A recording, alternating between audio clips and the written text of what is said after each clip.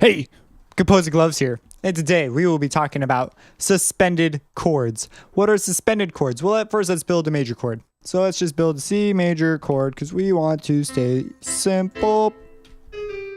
So here's a C major chord. Wow, this was very short. There we go.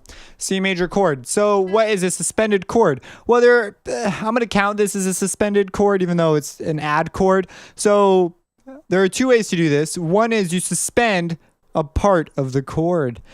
So there is generally, you could suspend the third. Not generally, that's what you do. You suspend the third. So here's the third, it's an E in this case, and you either suspend it, which means you push it to be a second, so you can have a suspended second, or a fourth, which would be a suspended fourth. So you could go, there's the fourth, which would be F, that's what this sounds like. Or you could suspend it to be a second, which would be a D. Now, oh man, it's annoying.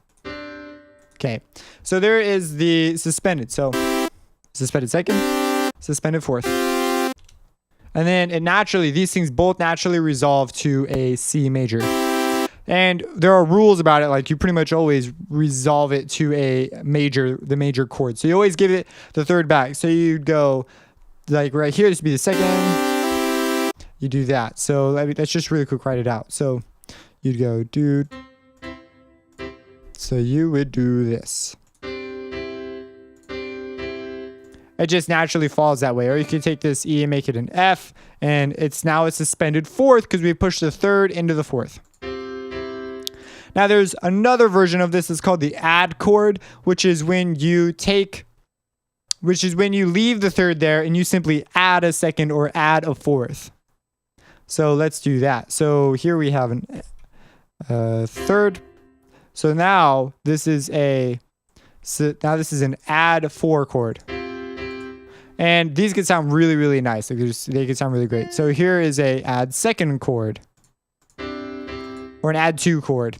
Now, there is another thing you can do. What if we take our suspended thing and bring it up an octave? So let's say we suspend the third, but then we put it way up here. So instead of adding the D down here, we add a D way up here. This is called an add 9 chord, which is it's pretty much the same thing, only you're adding it almost like you're just taking it up an octave. So let me see this. Add 9. If it will play it for me. So that is very useful. Now you may leave the C down here. I'm not sure if this would be considered a suspended ninth, but I normally leave the third in there because it sounds weird without it. So here is an example of that. Now let me go up. I could do that with the fourth. This would be a add, what is this? 9, 10, an add 11. So that is an add 11, add 9. Now I could do suspend 9 and a suspend 11. And these are very, very common. So we're using compound intervals up here. And they are new intervals being related to our fundamental. Here's my bad. I was playing a D minor chord, so I wasn't adding anything new. Here's a C suspend 9, a C suspend 11. And then here's a C major first inversion with very big voicing, meaning the notes are very spread apart. Here is a full C, so this would be an add 9. Here's a add 11, so I'm adding the 11, which is the note above, instead of adding it down low, and then you add the actual third, which would just be a C major triad, or a C major root position. So woohoo, right? Really, really cool. So that is that. They're very, very, very useful for resolving back to the tonic. So for example, you could go and say you're going to C minor. You could write out the notes C. You could write out the notes C, E minor. Let's go D. So C, D, G, and you can resolve it to an C minor. Let's say you're working with minor instead. So the same rules apply. So really cool.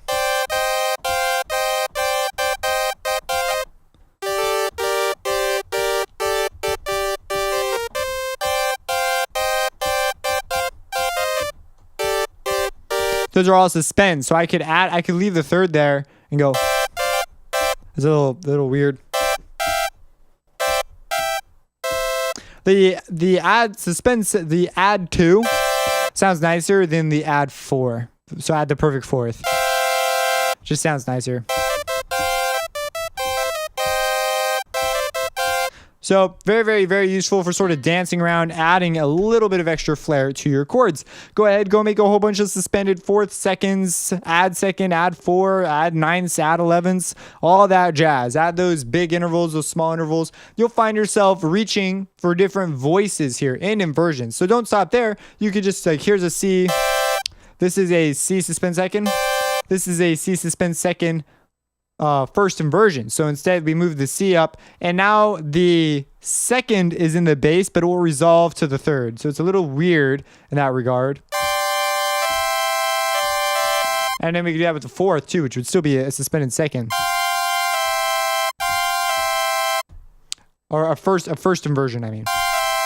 So you could really get creative just on inversions alone. So if you have any questions about this, let me know. Subscribe. Use these chords in a composition. Drop it down below.